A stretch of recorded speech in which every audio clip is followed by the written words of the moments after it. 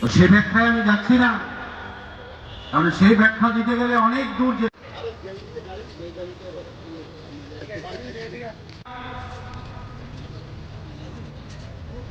শেষ রাত পর্যন্ত তার কর্তব্য পালন করে বাড়ি ফেরার পথে আক্রান্ত হয়।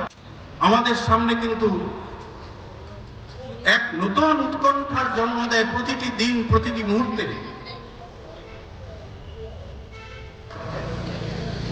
এই কর্মসূচিতে সামিল সবাইকে লেখনীতে আমরা তুলে ধরেছি। তো এই তুলে ধরতে গিয়ে নমস্কার সবাইকে।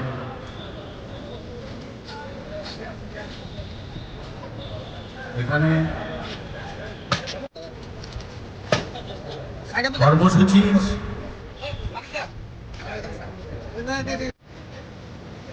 যারা গোটা জীবন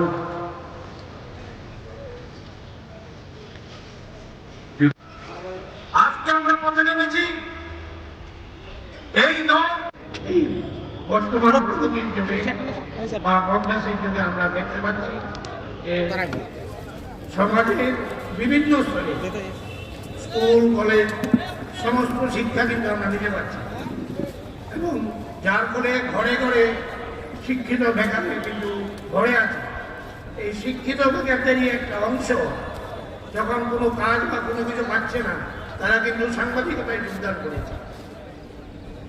সরকারের জন্য স্বাভাবিকভাবে দায়িত্ব যে তাদের জন্য, যেহেতু আমরা চাকরিও দিতে পারছি না, তারা যেহেতু একটা মহান প্রফেশন করছে, সরকার তাদের সহযোগিতা করা নৈতিক কর্তব্য মনে করি। এবং পাশাপাশি যে বেকার সমস্যা আসছে, এখন যে বেকার সমস্যা আসছে, এটা একটা মহামারীর শেষ দিচ্ছে। কারণ সরকারের আজকে যারা শিক্ষিত বেকার হয়ে গেছে, তারা ব্যবসাও করতে পারবে না, কারণ ব্যবসাটাও মাল্টিন্যাশনাল কোম্পানির পুষ্টিভূত হয়ে গেছে। তাহলে এই যুবকরা যাবে কোথায়? আমি সরকারের কাছে আবার বলব, যেটা বামফ্রন্ট সরকারও করে নাই, বর্তমান সরকার কিন্তু এই ধরনের শিক্ষিত বেকারদের জন্য কিছু করছে না, বা আমাদের সাংবাদিক ভাইদের জন্য কিছু করতে পারছে না।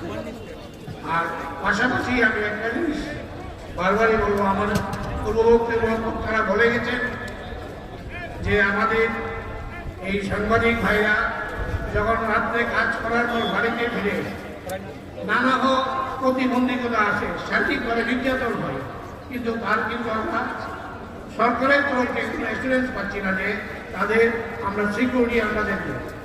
কারণ আমরা সরকারের বক্তব্যই আমরা বিভিন্ন পত্রপত্রিকে আমরা প্রকাশ করছি, সরকার এটা দেখবে না কেন? আজকে আমাদের সাংবাদিক ভাই বোনেরা, আমি আশা করবো তাদের সিকিউরিটি বা তাদের যে কোনো আর্থিক সহযোগিতা এবং তাদের কোনো পরিকল্পনা অবশ্যই থাকা উচিত। এবং আমি সবচেয়ে বেশি আনন্দ দিন করছি যারা আজকে এই উদ্যোগটা নিয়েছে, আমি দুজনকে আমি সাধুবাদ জানাই।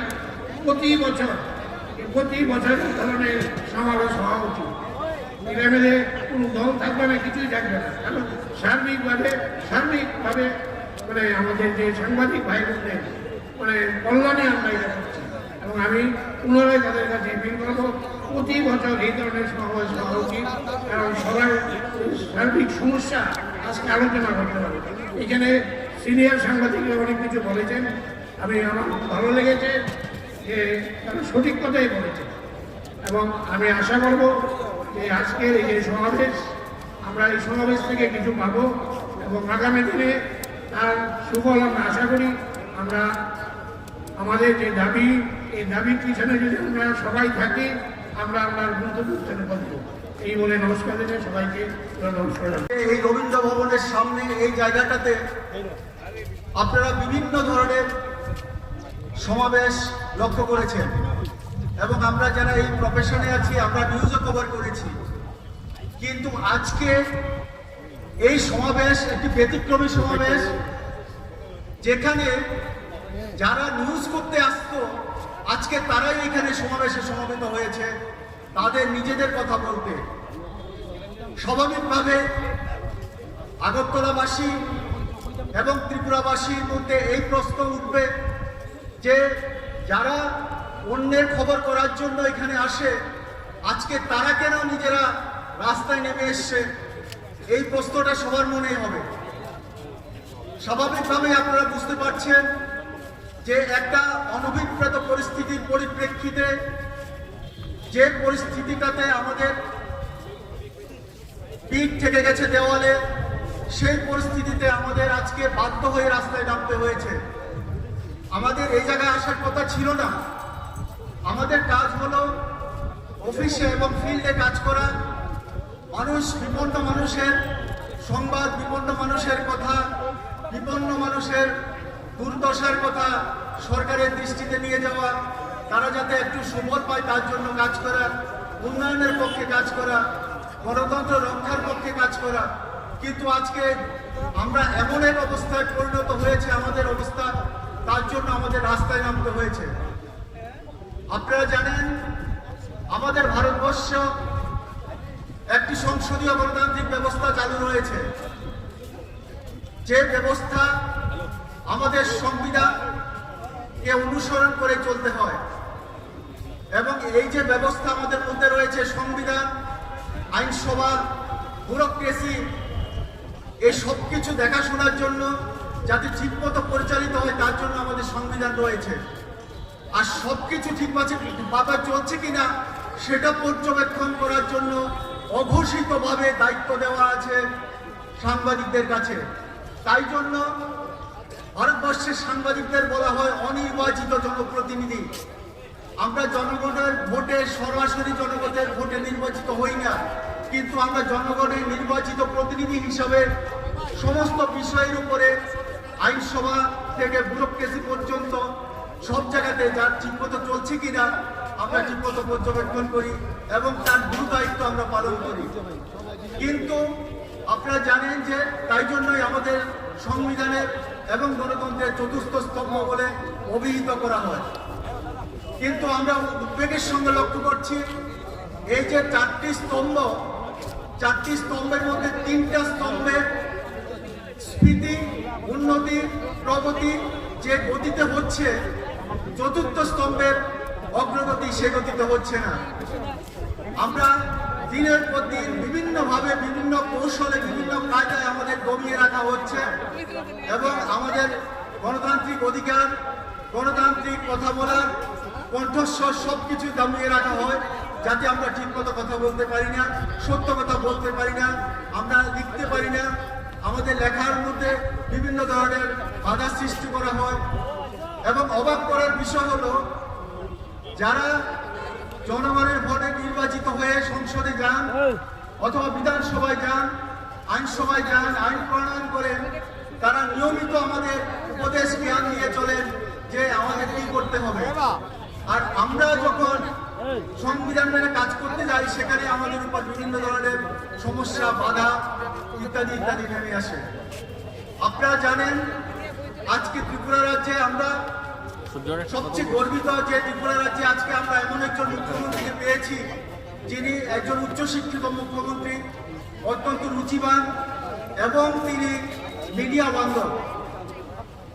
কিন্তু তারপরেও আমরা লক্ষ্য করছি তিনি অনেকভাবে চেষ্টা করছেন রাজ্যের সাংবাদিকদের জীবনযাত্রার মান উন্নত করার জন্য, রাজ্যের সাংবাদিকরা যাতে তাদের গণতান্ত্রিক অধিকার ভোগ করতে পারে এবং তাদের সমস্যাগুলি যাতে চিহ্নিত করে তাদের সমাধান করা যায়, তার জন্য তিনি ইতিমধ্যে অনেকগুলো ইনিশিয়েটিভ নিয়েছেন। কিন্তু তারপরেও আমরা লক্ষ্য করছি সাংবাদিকদের বিরুদ্ধে একটা চক্র, একটা স্বার্থান্বেষী চক্র বিভিন্নভাবে সক্রিয়, যাতে সাংবাদিকরা তাদের নিরাপত্তা বিঘ্নিত হয়, তারা যাতে স্বাভাবিক গতিতে কাজ করতে না পারে।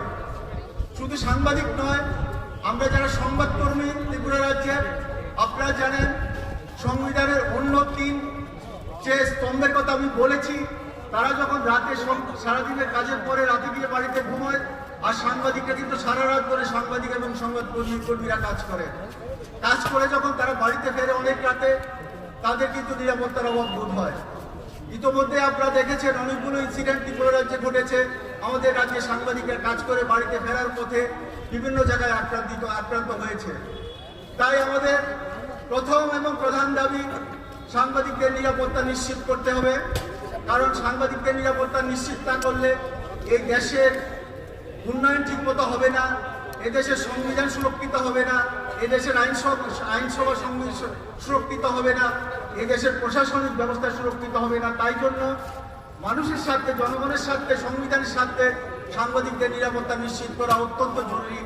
তাই আমরা সরকারের কাছে অত্যন্ত বিনীতভাবে দাবি জানাবো, রাজ্যের প্রতিটা সাংবাদিক এবং সংবাদকর্মীর নিরাপত্তা আপনারা 100% নিশ্চিত করবেন। আমরা আরো বেশি উদ্বিগ্ন এই কারণে যে কিছু ছদ্মবেশী সমাজসেবী আছে, আপনারা জানবেন হঠাৎ করে ত্রিপুরা রাজ্যে বিশিষ্ট সমাজসেবীর সংখ্যা বেড়ে গিয়েছে এবং তারা যে কবে কি কোন সময় কার সমাজসেবা করেছে আমাদের জানা নেই, কিন্তু এরা সমাজসেবী হঠাৎ হয়ে গেছে, বিশিষ্ট সমাজসেবী।